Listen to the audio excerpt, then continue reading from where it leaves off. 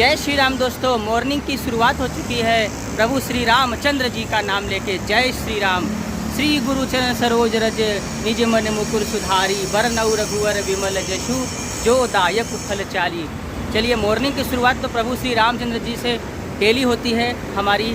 आप लोग की होती है कि नहीं ईश्वर जाने। अगर होती है तो कमेंट बॉक्स में जय श्री राम लिखे।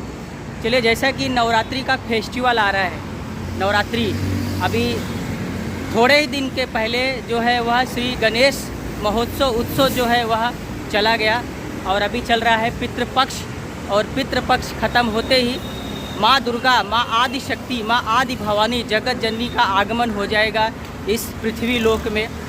जैसा कि नवरात्रि आ रहा है और माँ की पूजा होती है, लेकिन क्या वाकई में हम लोग उस माँ की पूजा करते हैं? कभी विचार कीजिए, कभी सोचिए, क्या हम लोग वाकई उस माँ की पूजा करते हैं? बात बात पे इधर उधर कहीं भी झगड़ा लड़ाई हो जाता है, बस जुबान पे दान से तुरंत माँ की गाली निकल आती है। ऐसा नहीं होता है, ऐसा नहीं होता है। एक तरफ आप माँ की पूजा करते हैं और एक तरफ आप माँ की गाली देते हैं। ऐसे कैसे आप पूजा कर सकते हैं? उस आदि शक्ति, उस आदि भवानी की नहीं कर सकते पूजा आप। सिर्फ आप नवरात्रि में ही माँ की पूजा करते हैं और बाकी दिनों में माँ की गाली देते हैं। और स्त्रियों को आप गलत निगाहों से, काम वासनाओं से देखते हैं। दुर्गा सप्तशती में लिखा हुआ है कि स्त्रियों में जो कुछ भी आदि दृष्टिगोचर होता है वह सब देवी के प्रसाद का फल है। इसलिए किसी भी स्त्री को, पराई स्त्री को बुरी नज़र से नहीं देखना चाहिए। माँ की पूजा कीजिए और अपने मन को स्वच्छ कीजिए, अपने मन को पवित्र कीजिए और अपने जो आपके आचरण है उसको अच्छा कीजिए।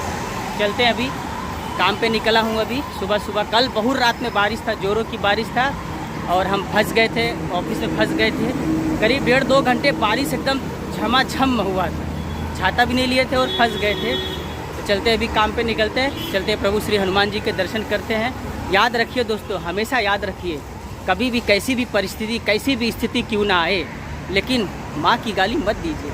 छोड़िए, जो तुमको कोई बुरा कुछ बोलता है उसको बोलने दीजिए, जाने दीजिए, उसका कर्म है, उसका नसीब है।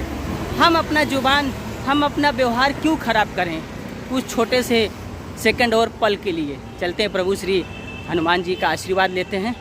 जय श्री राम। तो दोस्तों, फाइनली प्रभु श्री हनुमान जी के दर्शन कर लिए। चलिए, नवरात्रि आ रहा है, माँ की आगमन हो रहा है, माँ की पूजा कीजिए, अर्चना कीजिए और उनका भव्य स्वागत कीजिए इस धरती लोक में। और माँ का आशीर्वाद बहुत ही इम्पोर्टेंट होता है। यदि माँ ने आशीर्वाद दे दिया तो समझिए कि सब कुछ मिल गया। जैसे माँ सीता ने प्रभु श्री हनुमान जी को दिया था, अष्ट सिद्धि नवनिधि के दाता, असबर दीन जानकी माता।